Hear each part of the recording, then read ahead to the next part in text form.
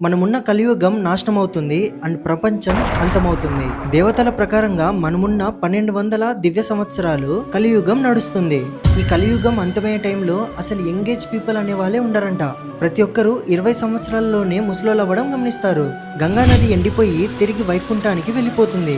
కలియుగంలో ఎప్పుడైతే 10,000 సంవత్సరాలు పూర్తవుతుందో అప్పుడు భూమిపైన ఉన్న దేవి దేవతలందరూ స్వర్గానికి వెళ్ళిపోతారు. ఆ సమయంలో మానవత్వమే మిగలదంట.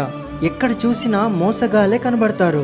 అటువంటి సమయంలో పురాణాల ప్రకారంగా విష్ణువు యొక్క 10వ అవతారం కల్కి అవతారం భూమిపైన జన్మిస్తారు. 3 రోజుల్లోనే భూమిపైన ఉన్న పాపిలను రాక్షసులను చంపి సంహరించి భూమిపైన ఉన్న ధర్మాన్ని కాపాడతారు. ఆ తర్వాత భూమిపైన కంటిన్యూగా 12 సంవత్సరాలు వర్షాలు పడుతూనే ఉంటాయి. అలా భూమి మొత్తం నీళ్లతో నిండిపోతుంది.